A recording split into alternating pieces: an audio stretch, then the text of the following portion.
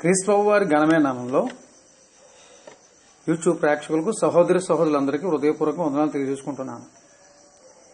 ఈ సమయంలో ప్రాముఖ్యమైన అంశాన్ని మీతో మాట్లాడాలని ఆశిస్తున్నాను.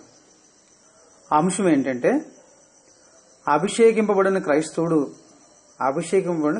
అనే అంశాన్ని మీతో మాట్లాడాలని ఆశిస్తున్నాను. ప్రస్తుత పరిస్థితులు ఎలా ఉన్నాయంటే క్రైస్తవులు ఒకరికొకరు హాని తలపెట్టే స్థితిలో ఉంటూ ఉన్నారు. అలా హాని చేసే వారికి క్రైస్తవుడు అభిషేకించబడినవాడు అని గ్రహించే శక్తి లేదని మనం గ్రహించాలి. క్రైస్తవుడు అభిషేకించబడినవాడు అని గ్రహించే శక్తి ఉంటే ఓ క్రైస్తవుడు మరో క్రైస్తవుడికి ఎలాంటి హాని కీడు చేయడు. క్రైస్తవుడు అభిషేకించబడినవాడు అనే సంగతి మనం అందరం కూడా గ్రహించాలి. కొందరు వాక్యాన్ని బోధించేవారు ఏం మాట్లాడుతున్నారంటే బోధించేవారు మాత్రమే అభిషేకించబడినవారు, క్రైస్తువులు అభిషేకించబడినవారు కారు అని మాట్లాడుతున్నారు. గ్రంథం ఏం చెప్తుందంటే క్రీస్తు రక్తం ద్వారా కడగబడి బాప్తిస్మం ప్రతి క్రైస్తవుడు కూడా అభిషేకించబడినవాడే. ప్రత్యేకంగా అభిషేకించబడినవారంటూ లేరు.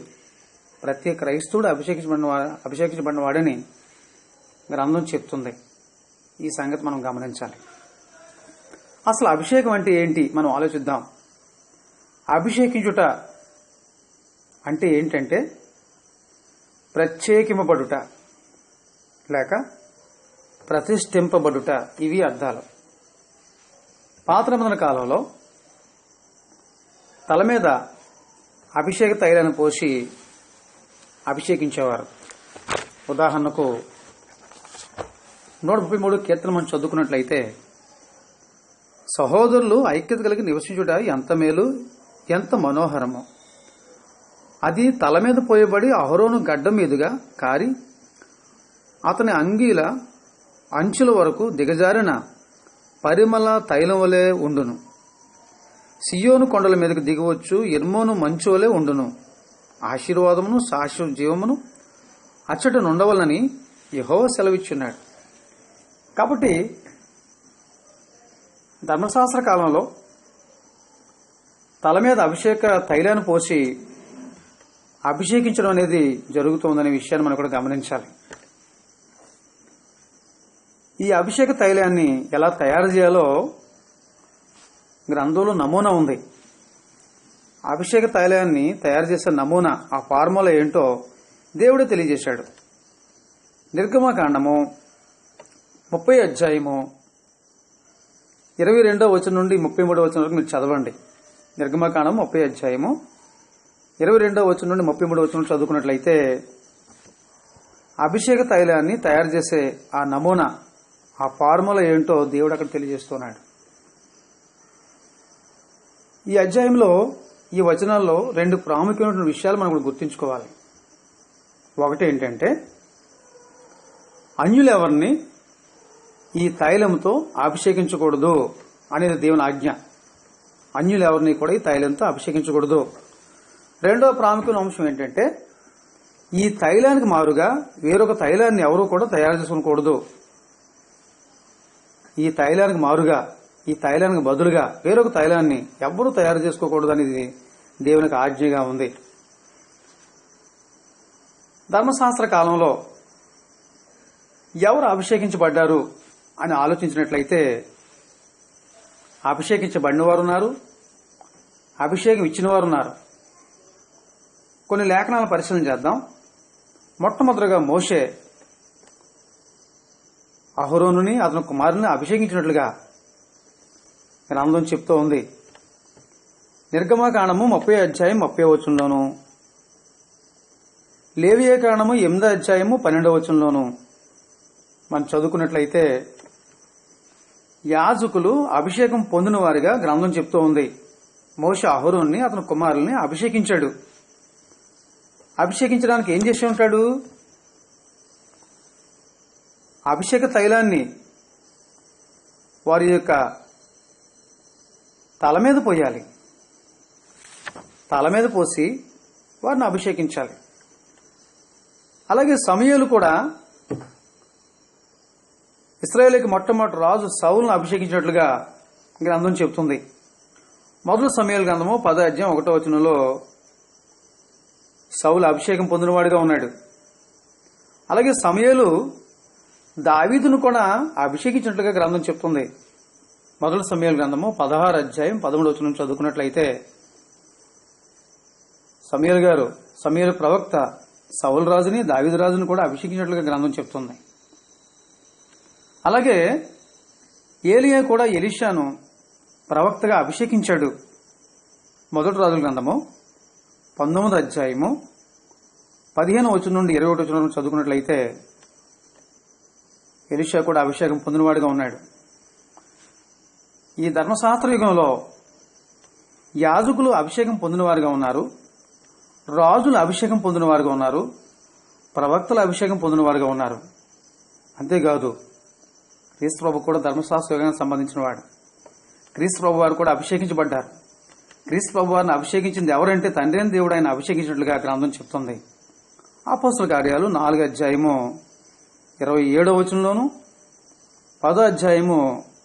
10:38 మనం చదువుకున్నట్లయితే క్రీస్తు ప్రభు వారు కూడా అభిషేకించబడిన వారుగా గ్రంథంలో మనం చూడగలం. క్రీస్తు అనే మాటకు అర్థాలు ఏంటంటే హెబ్రీ భాషలో మెషియా అంటారు, గ్రీక్ భాషలో క్రిస్టోస్ అంటారు, ఇంగ్లీష్ భాషలో క్రైస్ట్ అంటారు. క్రీస్తు అంటే ఏంటంటే అభిషిక్తుడు. మత్తయి సువార్త 16:16-20 చదవండి. అలాగే అపోస్తల కార్యాలు 2:36 క్రీస్తు ప్రభు వారు చనిపోయి సమాధి చేయబడి తిరిగి లేచిన తర్వాత తండ్రి సముఖానికి వెళ్లి సింహాసనం మీద కూర్చుండి ఆయన రాజుగా పరిపాలన చేస్తున్నారు. క్రీస్తు ప్రభు వారు ఎప్పుడు రాజు అయ్యారంటే ఆయన తండ్రి సముఖానికి వెళ్లిన తర్వాత ఆయన రాజు అయ్యారు.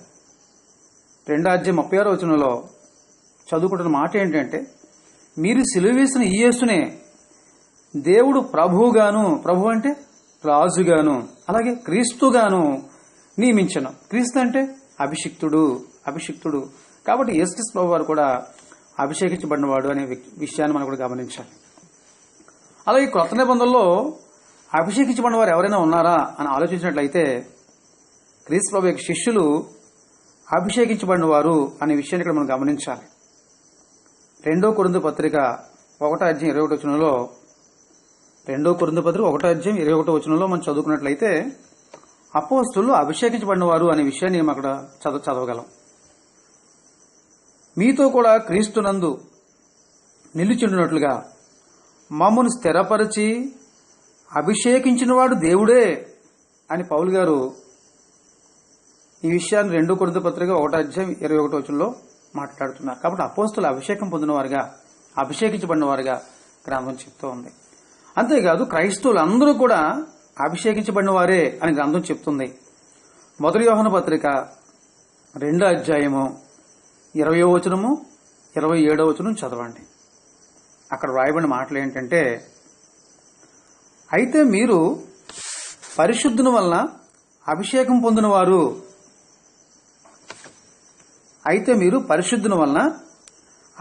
పొందినవారు అనే మాట ఇక్కడ మనము చదువుకుంటున్నాము. 2:27 చదువుకున్నట్లయితే అయితే ఆయన వలన మీరు పొందిన అభిషేకము మీలో నిలుచున్నది గనుక ఎవడనూ మీకు బోధింపనక్కర్లేదు. ఆయన ఇచ్చిన అభిషేకము సత్యమే గాని అబద్ధము కాదు. క్రైస్తవులందరూ అభిషేకం పొందినవారు అని నిరూపించడానికి, నిర్ధారణ చేయడానికి బలమైన వాక్యాధారాలు ఇవే. మొదటి యోహాను పత్రిక 2:20-27 చదువుకున్నట్లయితే క్రైస్తవులందరూ అభిషేకం పొందినవారు అనే విషయాన్ని ఇక్కడ మనం గమనించగలం. క్రైస్తవుడు ఎప్పుడు అభిషేకం పొందాడు, ఎప్పుడు అభిషేకించబడ్డాడు, లేక ఎలా అభిషేకించబడ్డాడు ఆలోచించినట్లయితే ఒక వ్యక్తి ఎప్పుడైతే క్రీస్తు రక్తంలో కడగబడుతున్నాడో, బాప్తిసం పొందుతున్నాడో అప్పుడే అతను అభిషేకించబడుతున్నాడు. ఒక వ్యక్తి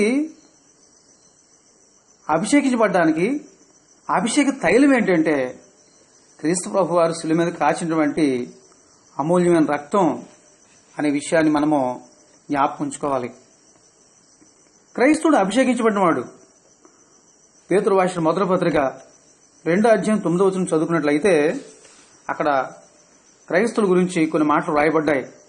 క్రైస్తవులు ఎవరంటే ఏర్పరచబడిన వంశముగాను, రాజులేని యాజక సమూహముగాను, పరిశుద్ధ జనముగాను, దేవుని సొత్తైన ప్రజలుగాను చేసెను అనే మాట అక్కడ మనం చదువుకుంటున్నాం.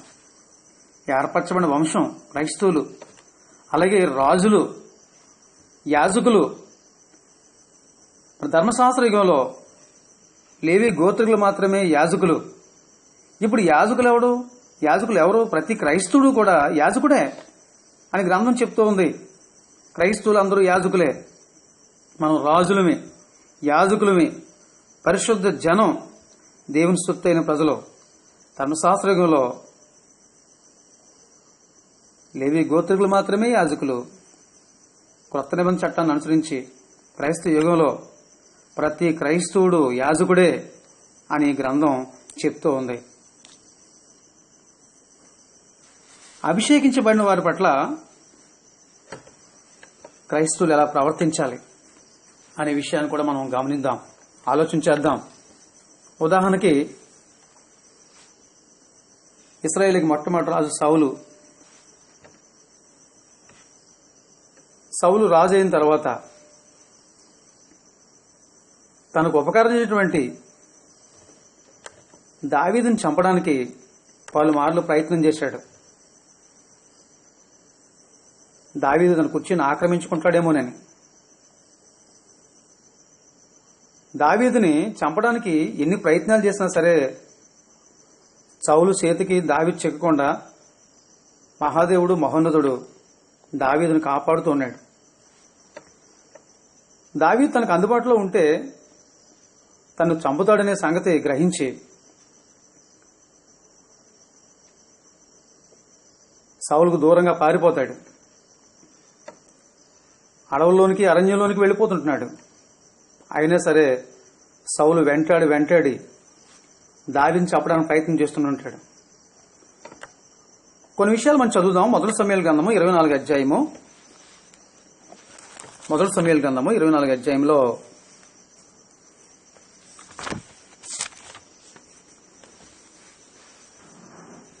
మొదటి నుంచి చదువుకుందాం. 24 అధ్యాయం 1 నుండి 7 వచనాలు చదువుకుందాం. సౌలు ఫిలిష్తీయులను తరుముట మాని తిరిగి రాగా దావీదు ఏన్గేది అరణ్యమందున్నాడని అతనికి వర్తమానము వచ్చెను. అప్పుడు సౌలు ఇశ్రాయేలు అందరిలో నుండి 3,000 మందిని ఏర్పరచుకుని వచ్చి కొండ మేకలకు వాసములగు శిలాపర్వతముల మీద దావీదును అతని జనులను వెతుకుటకై బయలుదేరను.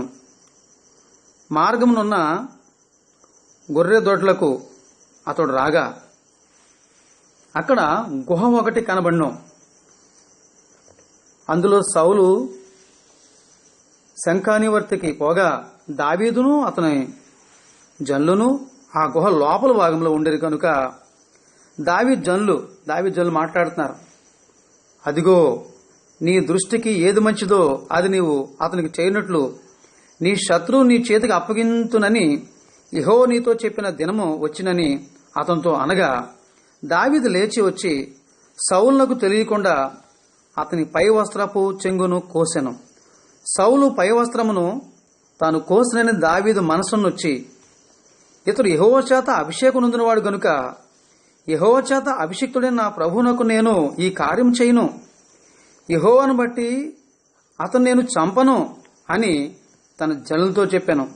ఈ మాటలు చెప్పి దావీదు తన జనులను అడ్డగించి సౌలు మీదకి పోనీయక వారిని ఆపాను. సౌలును చూసి దావీదు భయపడలేదు, గాని సౌలు అభిషిక్తుడు అనే విషయాన్ని దావీదు గ్రహించాడు. అభిషేకం పొందినటువంటి సౌలుని దావీదు చంపడానికి ఇష్టపడలేదు. తన శత్రువు తన చేతికి చిక్కినా సరే దావీదు మనుషుల ఒకరు చంపడానికి ప్రయత్నం చేస్తున్నా సరే తన మనుషులు గాని ఆపుతున్నాడు. మరో సందర్భంలో కూడా సౌలు ఈ శత్రువు దావీదుకు చిక్కాడు, 2 సార్లు చిక్కాడు. అయినా సరే దావీదు సౌలుకి ఎలాంటి హాని చేయలేదు. 26 అధ్యాయం చదువుకుందాం.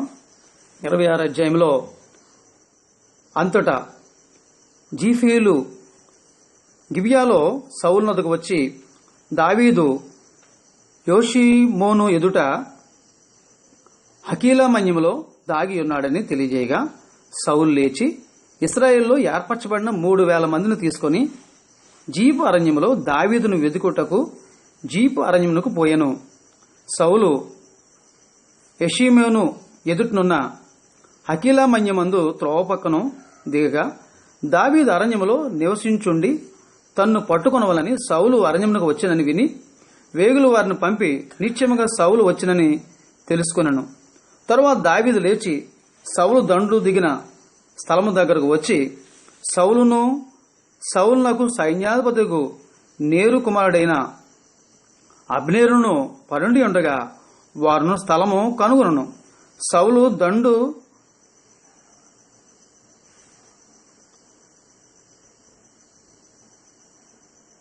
క్రొత్తలములో పండుకొనగా దండు వారు అతని చుట్టూ నుండిరి.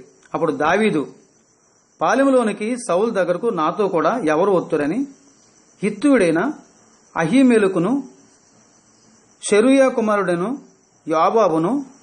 యాబాబునకు సహోదరుడగు అభిషేయుని అడుగుగా, నీతో కూడా నేనే వత్తునని అభిషేయ్ అనెను. దావీదును అభిషేయును రాత్రివేళ ఆ జనుల దగ్గర పోగా సౌలు దండు క్రొత్త దళములో పండుకొని నిద్రపోచుండెను. అతని ఈటె అతని తలగడ దగ్గర నేలను నాటి ఉండెను. అబ్నేరును జనులను అతని చుట్టూ పండుకుని ఉండేది. అప్పుడు అభిషేయ్ దావీదుతో మాట్లాడుతున్నాడు. గమనించండి, ఇక్కడ పాయింట్, ఇక్కడ 8వ వచనం. దావీదుతో, దేవుడు ఈ దినమున నీ శత్రువు నీకు అప్పగించను, కాబట్టి నీ చిత్తమైతే ఆ ఈడుతో ఒక్క పోటు పొడిసి నేను అతన్ని భూమికి నాటివేతును, ఒక దెబ్బతోనే పరిష్కారం చేతుననగా, దావీదు అంటున్నాడు, నీవు అతను చంపకూడదు. యెహోవా చేత అభిషేకం నొందిన వారిని చంపి నిర్దోషి అగుట ఎవనికి సాధ్యమో? ఈ పాయింట్ గమనించండి. యెహోవా చేత అభిషేకం పొందిన వారిని చంపి నిర్దోషి అగుట ఎవనికి సాధ్యమో? యెహోవా జీవంతోడు, యెహోవా అతను మొత్తును, అతను అపాయం వల్ల చచ్చును, లేదా యుద్ధములకు పోయి నశించును. యెహోవా చేత అభిషేకం నొందిన వానిని నేను చంపను. అలాగ నేను చేయకుండా యెహోవా నన్ను ఆపునుగాక అంటున్నాడు దావీదు. అభిషేకం నొందిన వానిని చంపి నిర్దోష ఒకటి ఎవరికి సాధ్యమో? కాబట్టి దావీదుకి అర్థమైంది ఏంటంటే, అభిషేకం నొందిన వానిని చంపకూడదు, అతనికి ఎలాంటి కీడు చేయకూడదు. కాబట్టి అభిషేకించబడిన వారి పట్ల క్రైస్తవులు ఎలా ప్రవర్తించాలంటే, తోటి క్రైస్తవుల పట్ల ఎలా ప్రవర్తించాలంటే, తోటి క్రైస్తవులకు ఎలాంటి హాని, ఎలాంటి కీడు చేయకూడదు.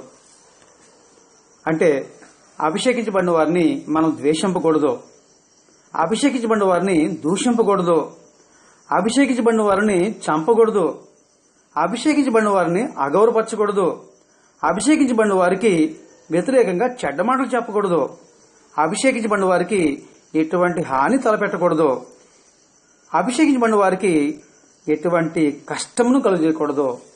ఈ నీతిమంతుడైన దావీదు ద్వారా మనం నేర్చుకోవాలి.